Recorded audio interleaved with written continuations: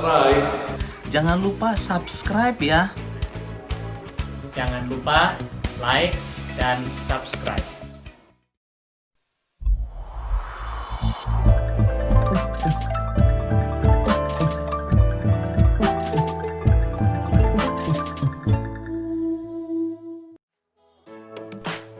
Halo adik-adik sekolah minggu, apa kabar semuanya? Dinda punya informasi penting nih.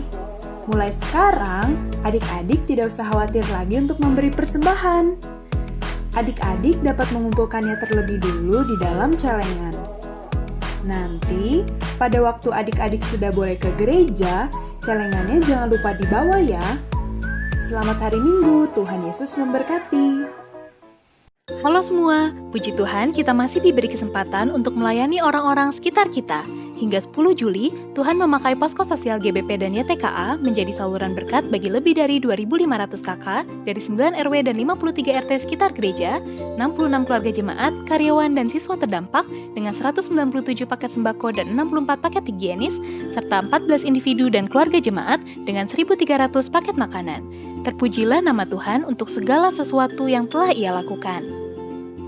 Terima kasih Jemaat GBP, dari saldo awal 48 juta, kita telah menggunakan 36 juta untuk menolong sesama, sehingga total dana Posko Sosial GBP sekarang adalah 12 juta dan terus bertambah. Jemaat dapat selalu membantu dalam doa. Bagi yang tergerak untuk membantu dalam daya maupun dana, dapat menghubungi. Dan janganlah kamu lupa berbuat baik dan memberi bantuan, sebab korban-korban yang demikianlah yang berkenan kepada Allah. God bless you!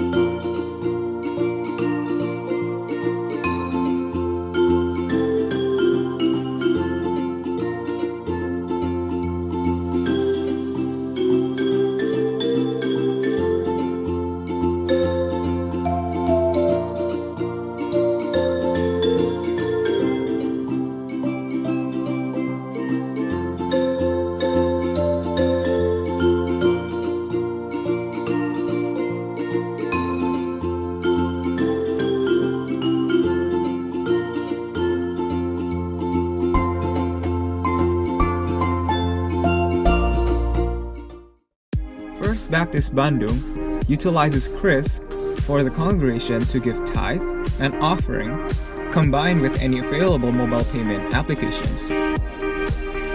Chris stands for Quick Response Code Indonesian Standard, which has been standardized by Bank Indonesia that uses QR code. Chris allows the congregation to give tithes and offerings anonymously. First Baptist Bandung's congregation is required to scan the QR code that is available. To specify the types of offerings, the congregation can press number 1 for tithe, persepuluhan, number 2 for offering, and number 3 for missions. Let us give with hearts filled with joy and thanksgiving to God.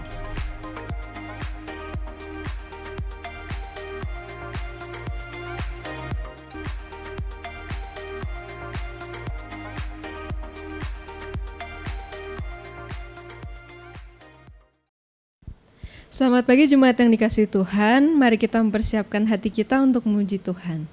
Matius 9 ayat 37 sampai 38. Maka katanya kepada murid-muridnya, tuaian memang banyak tetapi pekerja sedikit. Karena itu mintalah kepada Tuhan yang mempunyai tuaian, supaya ia mengirimkan pekerja-pekerja untuk tuaian itu. Mari kita menyanyikan lagu Jangan Lelah.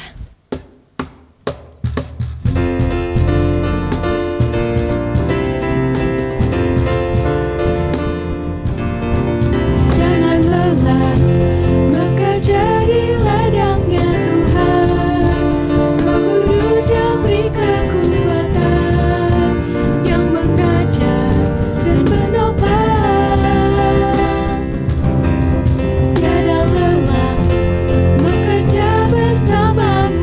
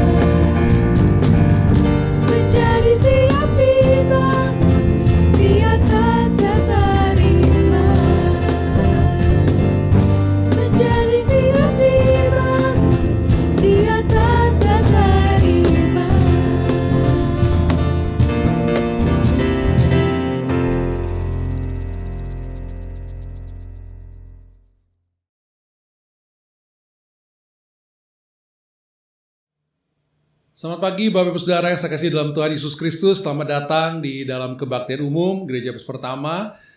Minggu ini kami bersyukur Bapak Ibu Saudara telah bergabung bersama-sama, baik anggota jemaat yang setia maupun kalau ada pemirsa-pemirsa yang dari luar kota atau bahkan dari luar negeri yang bisa bergabung. Kami sangat berterima kasih dan bersyukur karena kita bersyukur setiap kali kita ada kesempatan bersatu sebagai keluarga Tuhan dan beribadah kepada Tuhan, merayakan kehidupan baru di dalam Tuhan. Bapak Ibu Saudara sekalian, kita terus doakan untuk kita bisa terus menyesuaikan dengan kebiasaan-kebiasaan baru, baik dalam kehidupan kita sehari-hari. Kami terus mengingatkan jaga kesehatan, ya, kesehatan di rumah, apa yang kita makan. Juga jangan lupa kalau kita keluar, kita pakai masker dan menjaga jarak. Semua tentunya sebagai peran kita untuk membawa kesejahteraan bagi masyarakat sekeliling kita. Kita terus doakan juga untuk pelayanan-pelayanan baru yang dikembangkan, khususnya pelayanan digital. Kami bersyukur bahwa Tuhan telah izinkan kita memulai beberapa acara baru dan kita berdoa supaya kita semua yang sudah melihat dapat menikmati siraman firman Tuhan setiap hari. Jangan sampai lewatkan, setiap pagi kita ada morning spirit, kita mengawali hari dengan taburan firman Tuhan. Juga untuk anak-anak kita bisa anjurkan untuk bisa menonton Impact Kids, di mana di situ anak-anak kita bisa juga ditaburi dengan firman Tuhan. Dan bagi kita untuk menemani makan siang kita ada Impact Talk, di mana kita ada beberapa topik yang bisa kita bicarakan bersama-sama, berdiskusi dan belajar, juga saling mendoakan. Dan pada malam hari kita dapat berkumpul sebagai keluarga dan kita dapat saksikan renungan keluarga dalam Impact Family. Dan kami mendorong Bapak Ibu Saudara juga untuk menyebarkan link-link yang diberikan itu kepada teman-teman kita, kepada saudara-saudara kita yang pasti akan diberkati ketika mendengar firman Tuhan. Jadi kita dapat mengambil bagian untuk menyebarkan firman Tuhan dengan cara yang seperti itu. Dan kami bersyukur juga Bapak Ibu Saudara bahwa Tuhan telah mengizinkan kita ya minggu yang lalu untuk melakukan sekolah Injil liburan, dan juga ada laporannya di video. Kita bersyukur Tuhan membuka jalan baru. Kita doakan minggu ini di PAUD kita yang ada di Sumba akan melakukan program yang sama, sekolah Injil liburan ini. Kita doakan supaya itu dapat berjalan dan menjadi berkat bagi banyak orang. Injil Tuhan diberitakan. Kami terus mengingatkan sebagai bagian dari ibadah kita, untuk persembahan dan persuluhan kita dapat berikan melalui rekening bank atau scan QR Code. Kita terus dukung juga persembahan khusus untuk pelayanan pengabaran Injil, untuk pelayanan sosial yang kita lakukan.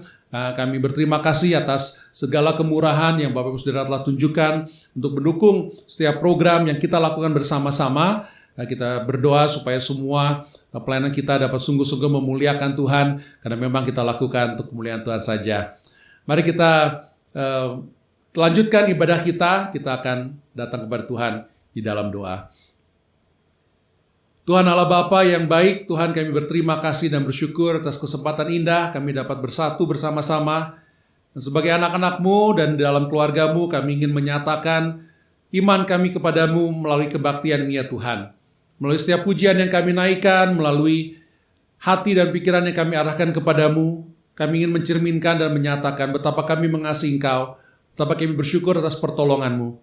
Tuhan, kami juga berdoa Tuhan, tolonglah kami untuk sepenuhnya dapat memusatkan perhatian kepadamu, membuka hidup kami untuk terus diarahkan daripadamu.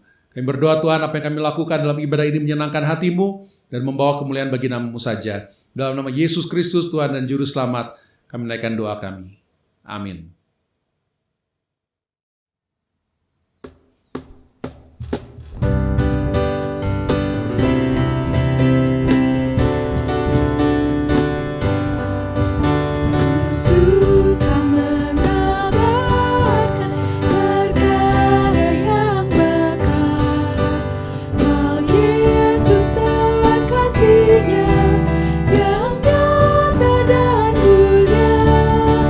Ku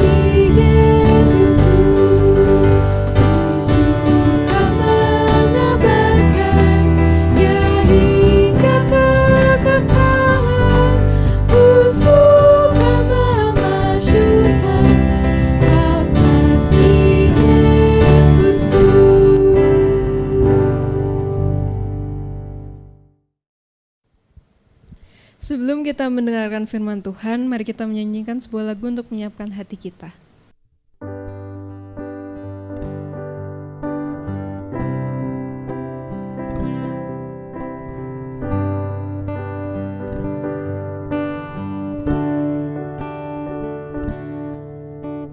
Kemanakah aku dapat pergi, menjauhi roh-Mu yang suci, Kau sahabat,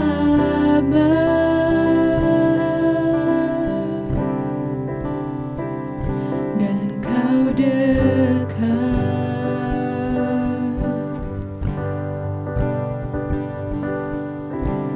Bahkan seluruh pengabdianku tak bisa membalas kesetiaan-Mu, sungguh mulia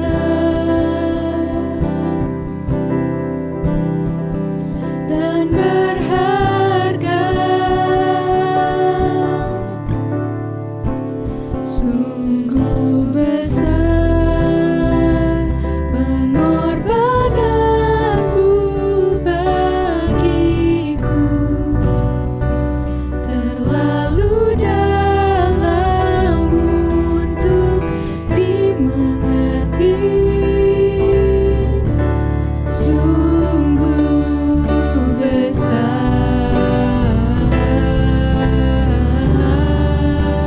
sungguh indah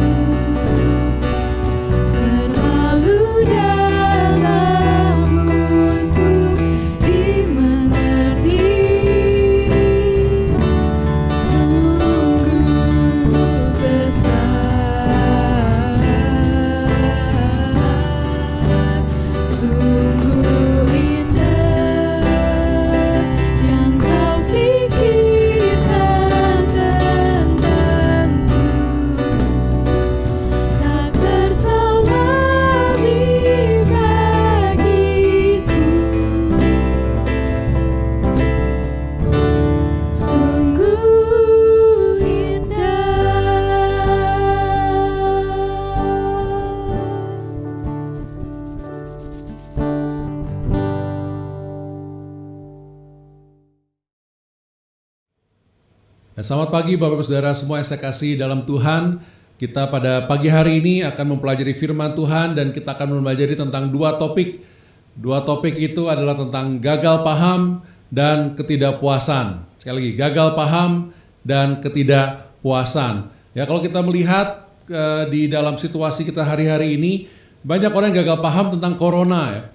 Banyak orang yang gagal paham tentang PSBB. Karena pembatasan berskala besar, orang harus tetap di rumah. Kemudian sekarang sudah beralih kepada new normal, di mana ada pembatasan-pembatasan terus untuk melakukan physical distancing atau social distancing. Harus pakai masker terus, harus pakai pelindung. Semua itu diperuntukkan supaya penyebaran dari virus corona dan penyakit corona ini tidak tersebar terlalu luas dan tidak sampai meluas ke semua wilayah. Jadi ada pembatasan-pembatasan yang perlu dilakukan. Makanya pemerintah memberikan kepada kita himbauan dan juga peraturan-peraturan, tetap pakai masker, tetap jaga jarak, jangan bersentuhan fisik. Nah, namun ketika peraturan itu mulai dilonggarkan, banyak orang yang seolah-olah merasa, ya bebas, saya boleh melakukan semua kegiatan seperti biasa, ke pasar, jalan-jalan, ke mall, semua dilakukan itu tanpa memperhatikan protokol kesehatan, tanpa memakai masker, tanpa melakukan menjaga jarak, dan semua itu dikarenakan ada pelonggaran peraturan. Padahal peraturan itu dibuat supaya kita bisa melakukan, tetap menjaga jarak, tetap melakukan pencegahan dari penyebaran virus corona. Jadi banyak yang gagal paham. Ketika PSBB mulai diangkat di Bandung, saya melihat karena dekat rumah ada pasar, wah semua orang sudah berkerumun, yang berjualan nggak pakai masker, yang beli nggak pakai masker, semua orang sudah bincang-bincang, nongkrong lagi berdekatan tanpa pakai masker, seolah-olah semua sudah boleh karena diangkat peraturan itu. Itu namanya gagal paham.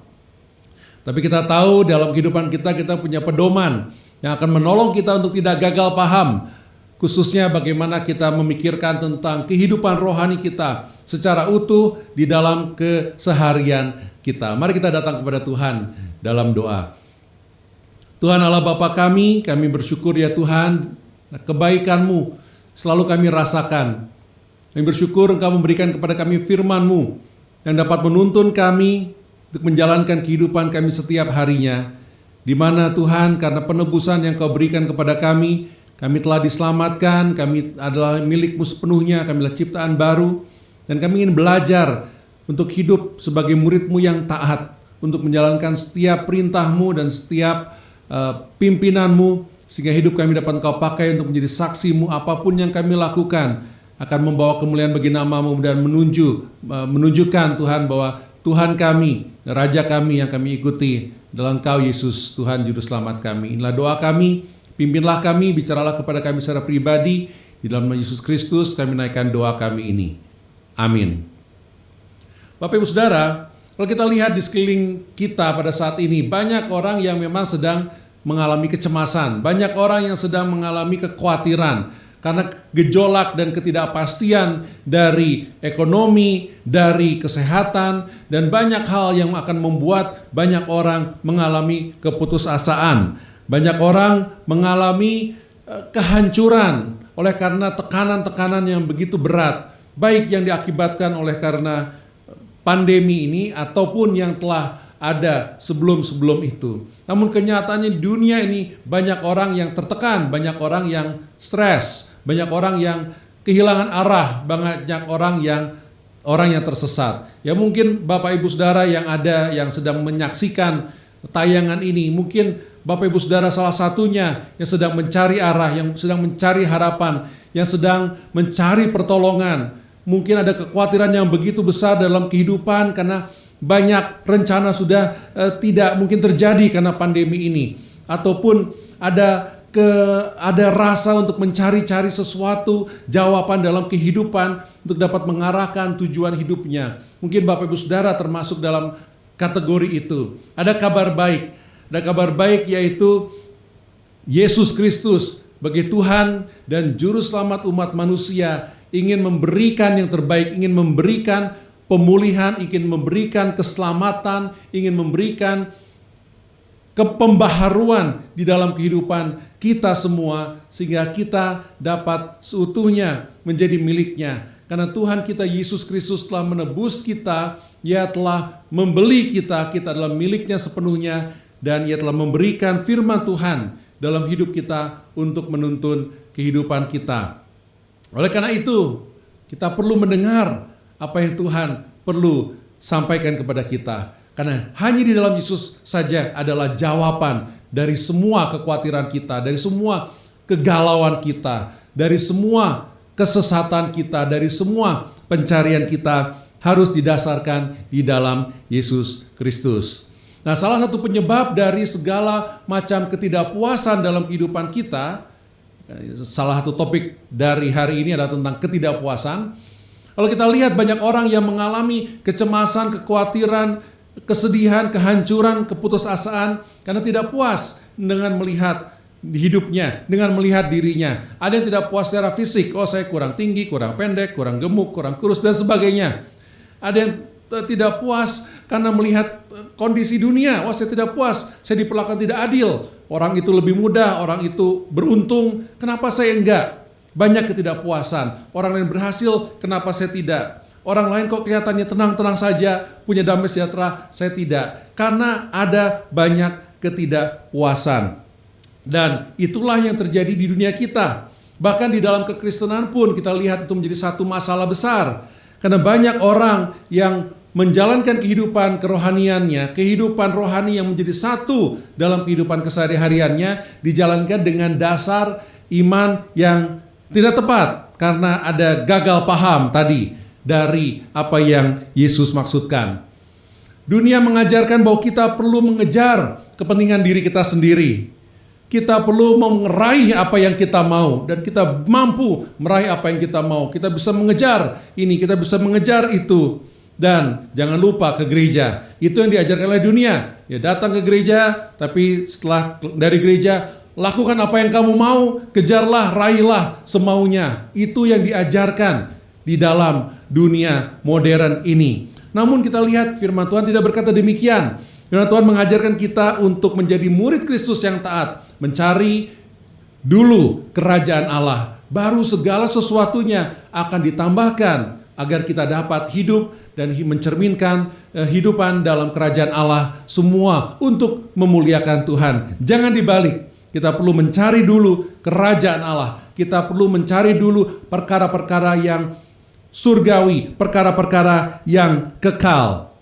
Kita perlu meninggalkan segala kehidupan lama kita, diubahkan menjadi ciptaan baru, di mana sebagai ciptaan baru kita tetap menjalankan pekerjaan kita, usaha kita, studi kita, keseharian kita, namun kita dari dalam sudah diubahkan dan menjadi baru. Banyak orang-orang Kristen yang gagal paham apa artinya menjadi pengikut Kristus. Banyak orang Kristen yang gagal paham karena merasa tidak puas, itu adalah satu gejalanya. Tidak puas melihat diri, tidak puas apa yang diperlakukan terhadap dirinya, dan menjadi tidak puas karena gagal paham apa artinya menjadi pengikut Kristus. Banyak orang yang tidak puas di dunia ini, bukan hanya orang-orang Kristen, justru orang di luar Kristus banyak yang tidak puas.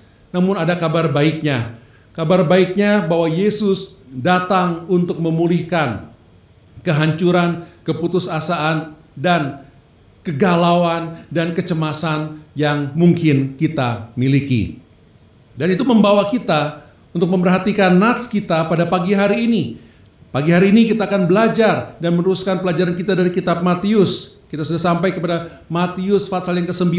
Kita akan melihat dari ayat 27 sampai dengan ayat yang ke-38. Namun sebelum itu kita perlu memahami konteks dari nats ini, konteks dari nas bacaan kita pada pagi hari ini. Minggu lalu kita mengingat bahwa Yesus telah menyembuhkan dan melakukan mujizat. Ada 2 mujizat kepada Jairus, anaknya Jairus, dan juga kepada wanita yang sudah mengalami pendarahan selama 12 tahun. Nah, kita melihat di situ apa tujuan Yesus untuk datang dan melakukan mujizat kesembuhan itu.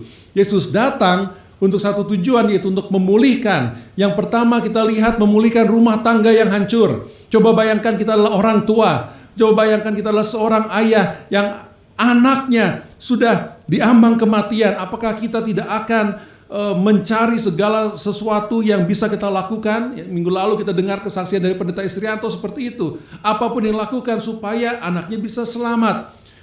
Dan kita lihat keluarga Jairus pasti dalam kondisi krisis. Dia sudah putus asa, sudah desperate apapun yang mau dilakukan sehingga ia datang kepada Yesus Kristus. Yang kedua, kita melihat bagaimana Yesus datang untuk memulihkan harapan yang sudah putus. Bayangkan kita adalah wanita yang mengalami pendarahan. Selama 12 tahun kita mengalami pendarahan. Semua pengobatan sudah dicoba. Semua dokter, bahkan pada zaman itu mungkin semua dukun, apapun juga sudah dicoba. Tetapi tidak sembuh. Harapan untuk sembuh 12 tahun tidak sembuh-sembuh juga. Harapannya sudah putus, sudah hancur. Namun Yesus datang untuk memulihkan. Dan oleh karena iman yang dimiliki oleh wanita ini, asalkan dia bisa datang dan menyentuh sehelai aja dari pakaian Yesus, dia yakin dia akan disembuhkan. Dan Yesus mengizinkan itu terjadi di dalam kemahatauan untuk menunjukkan, lihat wanita yang sudah putus harapan, sudah hopeless. Karena ia datang dalam iman, dia memperoleh kesembuhan. Karena Yesus Kristus Tuhan yang dapat menyembuhkan. Bukan oleh karena kekuatan dari wanita itu, karena ini memang lemah, tetapi oleh karena kemahakuasaan dari Yesus Kristus. Dan itu membawa kita kepada dua aspek kehidupan lain yang Yesus Kristus ingin pulihkan dan sembuhkan, yaitu tentang pemulihan tubuh yang akan kita lihat dan juga pemulihan kerohanian kita. Mari kita buka firman Tuhan di dalam kitab Matius 9 dan kita akan langsung melihat dan membaginya dalam 5 bagian dari ayat-ayat ini. Yang pertama ayat 27 sampai dengan ayat yang ke-31, dan sambil kita baca firman Tuhan, saya ingin kita merenungkan firman Tuhan ini dengan mempertanyakan suatu pertanyaan. Sifat seperti Yesus apa yang ditunjukkan di dalam nats ini yang perlu saya miliki? Sekali lagi, sifat seperti Yesus apa yang ditunjukkan di dalam nats ini yang perlu saya miliki? Mari kita baca firman Tuhan. Matius 9 mulai dari ayat 27 sampai dengan ayat ke-31 yang pertama. Ketika Yesus meneruskan perjalanannya dari sana, 2 orang buta mengikutinya sambil berseru-seru dan berkata, "Kasihanilah kami, hai anak Daud." Setelah Yesus masuk ke dalam sebuah rumah, datanglah kedua orang buta itu kepadanya dan berkata kepada mereka, "Percayakah kamu bahwa aku dapat melakukannya?" Mereka menjawab, "Ya Tuhan, kami percaya." Lalu Yesus menjamah mata mereka sambil berkata, "Jadilah kepadamu menurut imanmu." Maka meleklah mata mereka, dan Yesus pun dengan tegas berpesan kepada mereka, katanya, Jagalah supaya jangan seorang pun mengetahui hal ini." Tetapi mereka keluar dan memasyurkan dia ke seluruh daerah itu. Bagian yang pertama yang kita lihat dari firman Tuhan, kita dapat mempelajari kebenaran yang pertama. Dari ayat 27 sampai 31, dari cerita yang barusan kita baca, ada satu kebenaran yang dapat kita pelajari. Kebenaran itu adalah bahwa Yesus menjawab permohonan yang dilakukan dan diberikan dengan rendah hati. Dan Yesus menjawab permohonan di dalam iman yang dimiliki oleh 2 orang buta ini. Kita melihat tadi ceritanya, mereka datang dan mereka mengakui dengan rendah hati, "Tolonglah kami." Yesus, dikatakan di situ bahwa Yesus anak Daud, sesuai dengan apa yang Matius silsilahkan di awal, bahwa Yesus adalah keturunan Daud seperti yang sudah dinubuatkan, bahwa dia adalah sungguh-sungguh Kristus. Jadi orang buta yang tidak melihat, dia punya iman, dan dalam kerendahan hati dia memohon, "Yesus anak Daud, tolonglah kami tidak mungkin menolong diri kami sendiri." Jadi dengan rendah hati mereka datang, dan Yesus menyembuhkan dan mengabulkan permohonan yang diberikan di dalam kerendahan hati dan dalam iman oleh 2 orang buta ini. Dan ini membawa kita untuk pelajaran yang pertama pada pagi hari ini, yaitu kerendahan hati adalah pintu untuk memiliki iman yang tulus dan mengalami kesembuhan. Dan di dalam kesembuhan, di mana iman yang tulus kita miliki, Yesus berikan kepada kita, kita akan menjadi saksi Kristus. Walaupun sudah dibilang jangan, tapi karena ada mujizat, Mau tidak mau kita tidak mungkin menutup mulut kita dan kita tetap dan terus memberitakan tentang Yesus. Yang kedua, kita dapat melihat kebenaran yang kedua dari ayat 32 sampai dengan ayat yang ke-33. Di ayat yang 32, sedang kedua orang buta itu keluar, dibawalah kepada Yesus seorang bisu yang kerasukan setan. Dan setelah setan itu diusir, dapatlah orang bisu itu berkata-kata.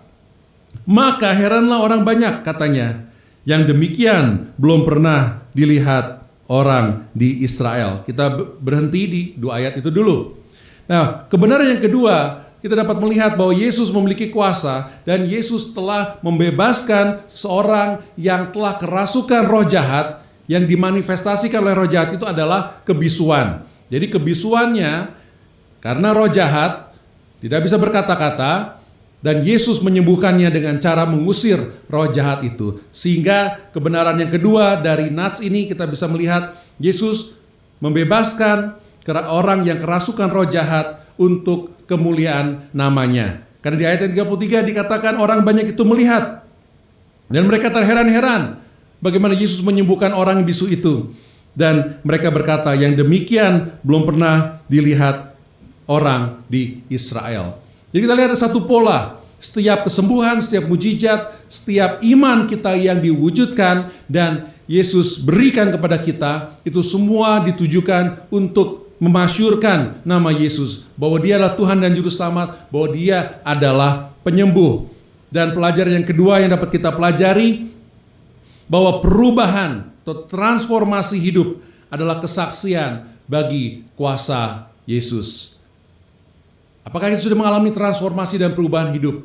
Apapun yang kita alami, transformasi, jawaban doa, mujizat, itu adalah kesaksian untuk memuliakan Tuhan. Sehingga orang-orang yang mendengar dan melihat kehidupan kita akan terheran-heran betapa kita sudah berubah oleh karena Yesus Kristus. Membawa kita kepada satu ayat yang sangat menarik, ayat yang ke-34. Di situ dikatakan orang banyak melihat kejadian ini. Orang banyak mendengar kesaksian tentang siapa Yesus Kristus itu. Namun ayat 34 ada sekelompok orang yang memilih tidak mau percaya. Ada sekelompok orang yang iri hati kepada apa yang Yesus lakukan. Kita lihat ayat 34. Tetapi orang Farisi berkata, dengan kuasa penghulu setan, ia mengusir setan. Jadi kita melihat di sini ada sekelompok orang-orang Farisi, orang-orang justru ahli-ahli Taurat, orang yang mengenal firman Tuhan, orang yang sudah menanti-nantikan dan menubuatkan akan datangnya Juru Selamat. Harusnya mereka yang paling dapat melihat dan mengenali, wah betul itu adalah Sang Juru Selamat, Mesias yang sudah dinanti-nantikan. Namun ayat 34 di sini ditunjukkan bahwa justru orang Farisi lah yang tidak percaya. Orang yang buta, orang yang bisu pasti percaya karena mengalami langsung. Orang-orang yang melihat mujizat kesembuhan, mereka terheran-heran. Mereka menjadi pengikut Yesus. Orang-orang Farisi, dia melihat hal seperti itu, menjadi tidak puas. Karena mereka melihat diri sendiri. Dan mereka melihat, wah jangan-jangan semua yang biasanya mendengarkan saya mengajar akan mengikut Yesus. Ada iri hati. Sehingga dia berkata, dan dia memfitnah, wah, Yesus mengusir setan dengan kuasa setan. Bapak Ibu Saudara, kita dapat belajar dari sini bahwa ketidakpercayaan dan iri hati penyebab kebutaan rohani. Matius dengan indahnya menyusun mujizat-mujizat ini. Bagaimana secara ini kita dapat gali orang buta pun yang tidak bisa melihat secara fisik, dia dapat mengenal dan memanggil Yesus, anak Daud. Yesus adalah Raja. Namun orang Farisi yang punya mata secara fisik untuk melihat, tidak mengenal Yesus, bahkan iri hati terhadap Yesus. Bapak Ibu Saudara, ini adalah refleksi dari kebanyakan kondisi dunia ini. Dari kebanyakan orang yang hidup di dunia ini. Dari banyak orang Kristen bahkan. Banyak orang Kristen sudah tahu banyak cerita tentang Yesus Kristus. Sudah mendengar banyak. Bahkan ada yang sudah mengalami kuasa Yesus Kristus. Namun tetap gagal paham. Sama seperti orang Farisi. Dia yang paling mengenal, dia melihat hal yang sama, dia melihat mujizat yang sama, dia melihat keajaiban yang sama, namun dia gagal paham. Orang yang buta dan bisu tidak gagal paham, mereka memahami, mereka mengalami sendiri. Namun orang Farisi gagal paham. Alkitab sangat jelas siapa Yesus Kristus. Kita membaca firman Tuhan sangat jelas bahwa Yesus adalah Tuhan Allah yang menjelma menjadi manusia. Alkitab menceritakan bahwa Yesus hidup sempurna, tidak berdosa. Kemudian Alkitab menceritakan bahwa di dalam kesempurnaannya dia tidak berdosa itu, ia rela untuk mati menggantikan kita umat manusia yang harusnya dihukum mati. Karena kita yang berdosa harusnya kita yang dihukum mati. Namun Yesus karena kasihnya bagi kita rela dipaku, disalib, mencurahkan darah, disiksa, dihina, mati ganti kita. Namun kita melihat bahwa Yesus tidak tetap mati. Pada hari ketiga ia bangkit kembali. Dan kita sungguh-sungguh mati, dia sungguh-sungguh bangkit, disaksikan oleh banyak orang. Kemudian ia naik ke surga dan ia akan datang kembali. Iman kita kepada Yesus itulah yang akan menyelamatkan kita. Iman kita kepada Yesus bahwa dia adalah Tuhan dan Juru Selamat yang akan membukakan mata kita dari kebukaan. Baik kita maupun semua orang yang gagal paham. Kalau mau sungguh-sungguh menghayati apa yang Yesus telah lakukan bagi kita, karya ajaibnya untuk menyelamatkan kita, kita tidak akan gagal paham. Bapak Ibu Saudara, jangan sampai kita gagal paham. Sebagai pengikut Kristus, kita bukan hanya menambahkan Kristus, menambahkan Yesus untuk melakukan apa yang kita ingini, untuk mencapai apa yang kita mau. Tetapi sepenuhnya segala sesuatu yang kita lakukan haruslah berdasarkan Yesus Kristus, berdasarkan iman yang sudah kita miliki di dalam Yesus Kristus tersebut. Namun kalau kita masih gagal paham, kalau kita melihat di sekeliling kita banyak orang yang masih tidak mengenal Yesus Kristus, ada kabar baiknya.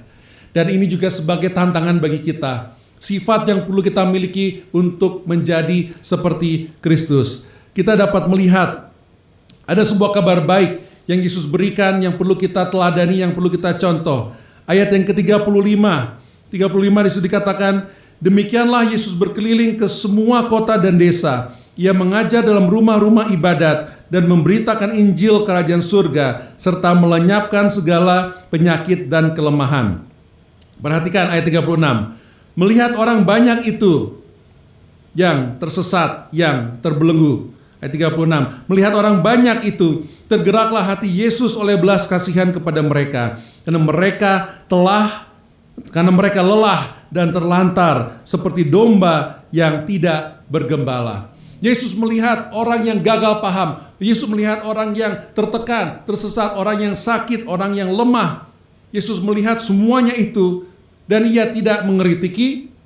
Tidak ada keiri hatian atau ketidakpuasan. Kenapa begini, kenapa begitu? Oh, pemerintahnya tidak benar. Oh, ini tidak baik.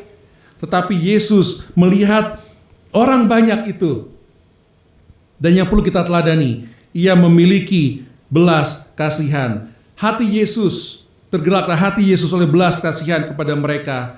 Karena mereka lelah dan terlantar seperti domba yang tak bergembala. Apakah ada dari Bapak Ibu Saudara, pemirsa yang saya kasihi, yang mungkin mencari-cari, mungkin lelah dalam kehidupan karena banyak ketidakpuasan, banyak putus harapan, banyak rencana yang gagal, banyak kekhawatiran, seolah kita tidak tahu harus kemana. Apakah kita seperti domba yang tak bergembala, berkeliaran kemana-mana? Ada kabar baiknya, Yesus, Tuhan Allah dan Juru Selamat, ingin melayani, ingin memberikan kepada kita pimpinan. Dia mau jadi gembala kita, karena ia adalah gembala agung kita. Kebenaran yang keempat yang dapat kita pelajari, bahwa Yesus memiliki belas kasihan yang mendorong dia untuk melayani orang-orang yang sesat, yang sakit, dan lemah. Dan ini membawa kepada pelajaran kita yang keempat, yaitu orang-orang lebih penting daripada kegiatan-kegiatan atau kegiatan pelayanan yang selama ini mungkin kita lakukan atas nama pelayanan. Yang dipentingkan di dalam Yesus Kristus adalah orang-orang, apakah kita punya hati belas kasihan bagi orang-orang yang kita lihat, orang-orang yang tersesat, orang-orang yang butuh pertolongan, orang-orang yang terbelenggu, orang-orang yang mengalami ketidakadilan. Apakah kita seperti Yesus punya belas kasihan? Pelajaran yang keempat, milikilah belas kasihan, miliki hati yang berbelas kasihan untuk menolong orang-orang yang terbelenggu, yang tersesat, yang membutuhkan pertolongan, yang tidak dapat menolong dirinya sendiri. Pelajaran dan kebenaran yang kelima kita dapat mempelajari selanjutnya, dan ini juga adalah tantangan bagi kita. Ayat yang ke-37 dan ke-38. Ayat ke-37 berkata, maka katanya kepada murid-muridnya, tuaian memang banyak, tetapi pekerja sedikit. Karena itu mintalah kepada Tuhan yang punya tuaian, supaya ia mengirimkan pekerja-pekerja untuk tuaian. Kebenaran yang diungkapkan di sini, bahwa memang sedikit pekerja untuk melayani di ladang tuaian, di dalam kerajaan Allah. Memang sedikit pekerja. Yesus sudah melihat itu, melihat begitu banyaknya kesesatan dan kesedihan dan kelelahan. Yesus melihat begitu banyaknya orang yang perlu ditolong, dan ia mengungkapkan itu kepada murid-muridnya yang bersama-sama dengan Yesus. Lihat ladang tuaian, lihat ladang pelayanan yang begitu besar, namun pekerjaannya cuma sedikit. Lihat kalian ada berapa, dan lihat betapa banyak orang yang gagal paham dan tidak mau melayani. Oleh karena itu, pelajaran yang penting yang dapat kita pelajari, karena begitu sedikit orang yang berbelas kasihan kepada orang-orang yang tersesat, yang terbelenggu, yang tersisihkan, kita perlu berdoa kepada Tuhan untuk meminta pekerja-pekerja. Dan ada tantangan bagi kita yang sudah memahami siapa Yesus Kristus. Ini adalah tantangan dari Yesus Kristus sendiri, yaitu jadilah jawaban dari doa itu. Jadilah jawaban bagi kita untuk dapat melayani dengan cara Tuhan, apapun caranya, untuk menolong orang-orang yang terbelenggu, untuk membimbing orang-orang yang tersesat, untuk melayani orang-orang yang membutuhkan pelayanan, yang tidak dapat menolong dirinya sendiri. Karena kita menjawab panggilan Tuhan karena belas kasihan yang ada pada kita. Bapak Saudara, apabila kita memiliki belas kasihan tadi, dan kita tergerak, kita menjawab dan menjadi jawaban doa bagi Tuhan yang mengatakan pekerjaannya sedikit dan kita mau menjadi pekerja Tuhan. Itu artinya hidup kita, apapun yang kita lakukan, baik dalam pekerjaan, dalam usaha, dalam studi kita, dalam kita merencanakan masa depan kita rancangkan berdasarkan iman kita kepada Yesus Kristus. Bahwa Dia telah menebus kita, bahwa sepenuhnya kita adalah milik Tuhan, dan bahwa kita adalah ciptaan baru di dalam Tuhan. Sehingga kita dapat memprioritaskan kerajaan Tuhan lebih daripada, di atas dari segala tujuan-tujuan dan prioritas duniawi.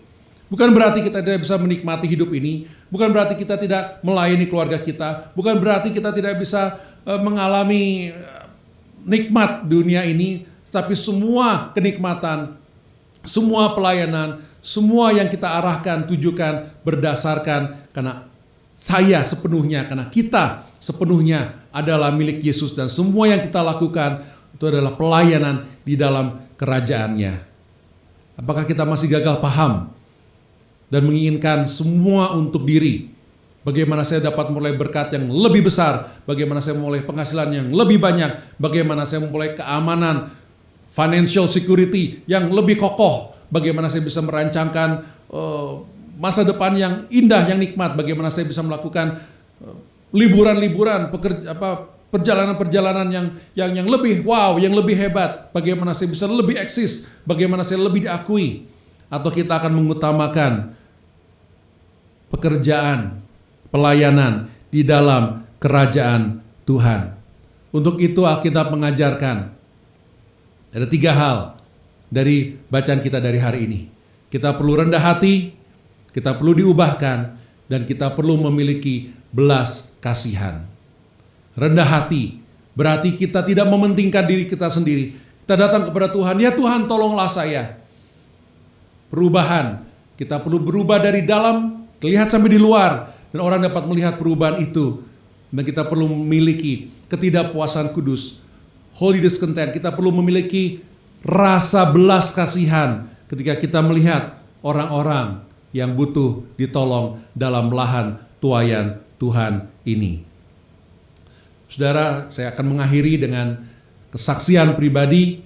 Saya bersyukur Tuhan izinkan di dalam awal masa saya menjawab panggilan Tuhan untuk melayani Tuhan sepenuh waktu, saya diizinkan untuk ikut dalam satu mission trip. Dan itu adalah ke Ponak yang salah satu cabang kita sekarang ini di Kalimantan Timur. Perjalanannya panjang ya. Perjalanan panjang dari subuh-subuh kami sudah berangkat sampai di Ponak itu sekitar jam 12 malam.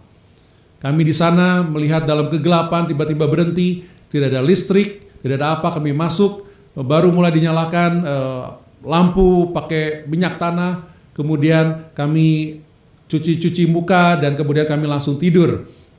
Besok paginya kami bangun, saya lihat-lihat keliling dan saya kaget betapa benar-benar kami adalah di tengah-tengah hutan lebat, jauh dari mana-mana. Yang pasti tidak ada sinyal HP. Kalau sekarang sudah ada ya. Dulu belum ada. Tidak ada kamar mandi. Karena kedatangan kami pun baru dibangun kamar mandi yang pertama di desa itu. Kami melihat bahwa betapa mereka terisolir. Mereka jauh di tengah-tengah hutan. Mereka hidup di sana. Dan kemudian timbullah rasa belas kasihan. Karena kami melihat, wah mereka untuk memiliki kebutuhan-kebutuhannya sehari-hari yang standar aja, sembako misalnya, kesulitan. Dan kemudian hati saya mulai lebih terenyuh dan Tuhan menggerakkan hati ketika melihat ada sebuah gedung sekolah yang cukup baik dibandingkan dengan rumah-rumah yang lain cukup besar. Ada kelas-kelasnya, dibangun dengan kayu yang sangat kuat. Namun tidak ada gurunya. Diceritakan bahwa guru hanya datang 1 bulan sekali. Dan mereka mengajar itu 1 bulan sekali, dari kelas 1 sampai kelas 6 semua dikumpulkan dalam satu ruangan dan diajarkan langsung, hanya beberapa jam saja. Saya tersedihkan di situ. Karena di situ berarti anak-anak tidak memiliki kesempatan untuk mendapatkan pendidikan yang layak yang untuk diperoleh. Sehingga saya bersyukur Tuhan menunjukkan sesuatu. Seolah-olah dia berkata langsung kepada saya, dia berkata, Ardi, kalau tidak ada orang yang menolong mereka, mereka tidak mungkin bisa menolong dirinya sendiri. Dan saya bersyukur atas pengalaman itu. Sehingga timbul ketidakpuasan kudus. Kami pulang setelah itu, kami masih di Semarang waktu itu. Kami coba menggerakkan orang-orang untuk bisa digerakkan ke sana. Dan bersyukur akhirnya ada seorang yang terpanggil untuk melayani di sana. Dan sudah beberapa kali berganti sampai dengan sekarang ini Pak Dedi yang melayani di sana yang dapat kita terus dukung dan doakan. Bapak Ibu Saudara, ketika kita melihat kondisi dunia ini, ketidakadilan yang ada di dunia ini, keterbelengguan, kesesatan yang ada di dunia ini, apakah kita memiliki ketidakpuasan kudus seperti Yesus memiliki hati yang diisi dengan belas kasihan untuk melayani mereka, untuk membebaskan mereka, untuk menyatakan kabar baik kepada mereka bahwa ada keselamatan dalam Yesus Kristus, untuk menolong, membebaskan dari belenggu yang membelenggu mereka oleh karena dosa dan ketidaktahuan akan penyelamat Yesus Kristus. Jangan kita gagal paham. Miliki ketidakpuasan kudus, belas kasihan ketika kita melihat segala kesesatan di dunia ini. Mari kita berdoa.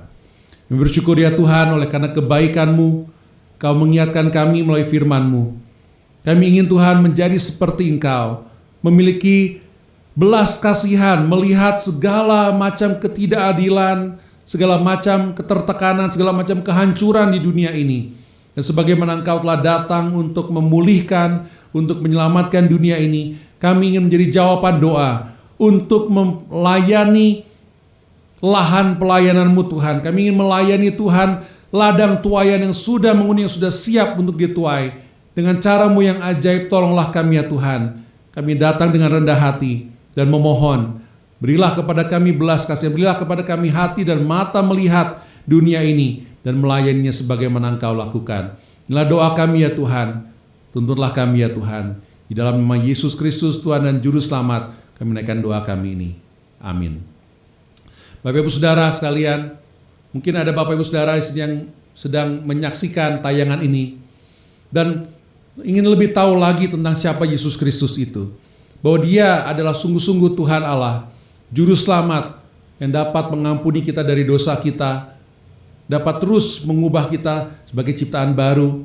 Di layar dan juga di deskripsi ada nomor yang bisa dikontak. Silakan kirim WA, kirim pesan, kirim email. Jangan sampai kita tidak dapat terlayani. Kalau ada yang mau ngambil keputusan, ya sekarang saya tidak ragu lagi bahwa Yesus adalah Tuhan dan Juru Selamat dan ingin menyatakan itu, silakan kirim WA, kirim email supaya kami dapat menindaklanjuti. Tuhan Yesus memberkati.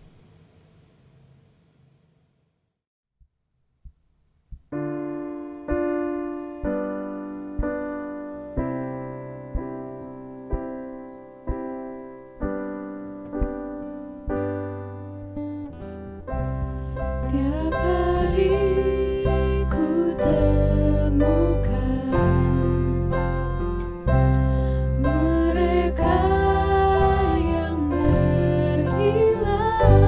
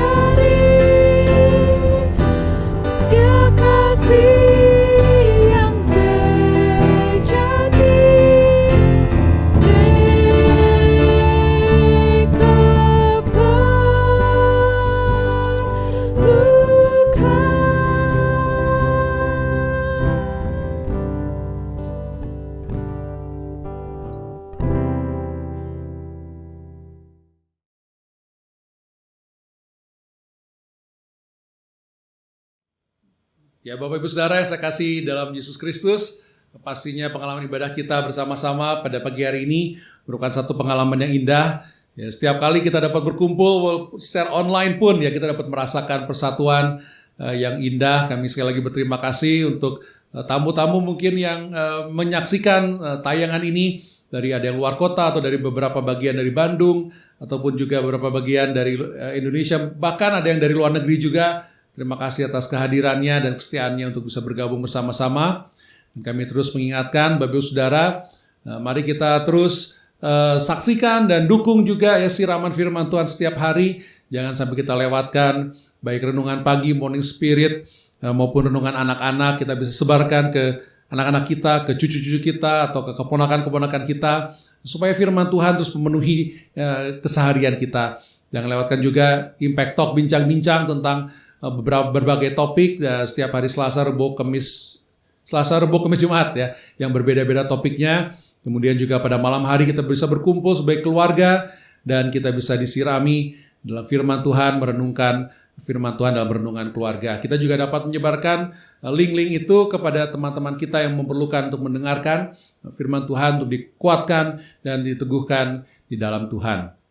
Kami juga terus mendoakan supaya pelayanan-pelayanan baru yang kita bisa kembangkan bersama-sama di tengah-tengah pembatasan-pembatasan secara fisik. Sambil kita terus doakan kalau setiap kondisi sudah memungkinkan dan kita sudah memulai izin-izinnya, kita akan melihat apakah kita dapat kembali berjumpa secara fisik di gedung gereja, namun tentunya dengan memperhatikan kebiasaan-kebiasaan baru dan batasan-batasan dan ketentuan-ketentuan yang sudah ditentukan. Tentunya untuk kesehatan kita semua, kita menjadi pembawa sejahtera bagi masyarakat kita.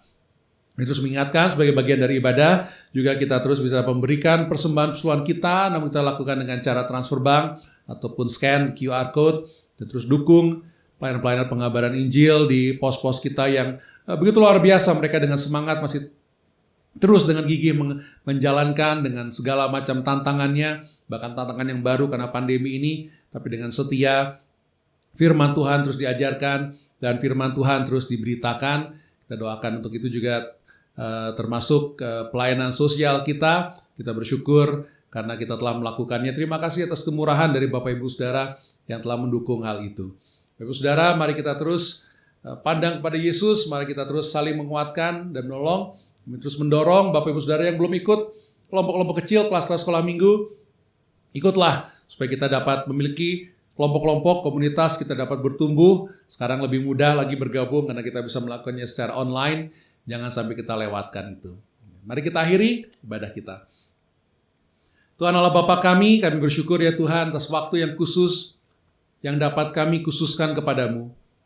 Kami berdoa ya Tuhan, kiranya semua pujian yang kami naikkan, semua pikiran dan perasaan yang kami bukakan kepadamu, semua itu Tuhan dapat sungguh-sungguh mencerminkan kasih kami kepadamu ya Tuhan. Kami ingin terus diubahkan dan dibentuk. Kami ingin Tuhan menjalankan kehidupan kami penuh belas kasihan pada orang-orang sekeliling kami yang belum mengenal Engkau, yang mungkin dalam kesesatan, mungkin dalam kesesakan, mungkin dalam keputusasaan atau kecemasan. Pakailah kami Tuhan untuk menjadi alat-Mu.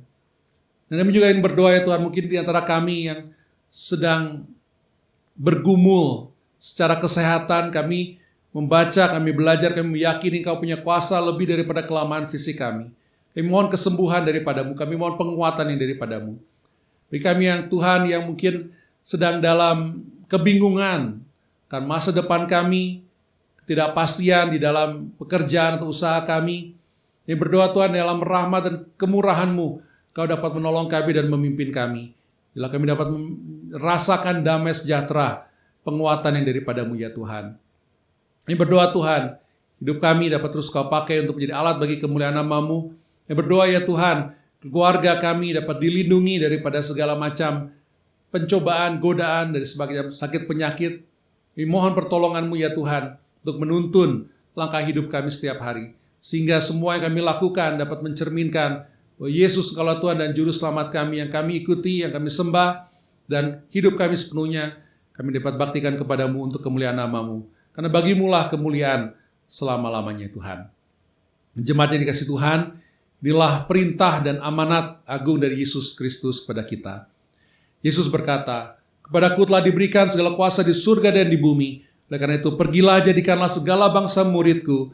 Baptislah mereka dalam nama Bapa, Putra, dan Roh Kudus. Dan ajarlah mereka untuk melakukan segala sesuatu yang telah kuperintahkan kepadamu. Dan ketahuilah, aku beserta dengan kau sampai kepada akhir zaman." Amin. Terima kasih sekali lagi Bapak Ibu Saudara. Tuhan Yesus memberkati.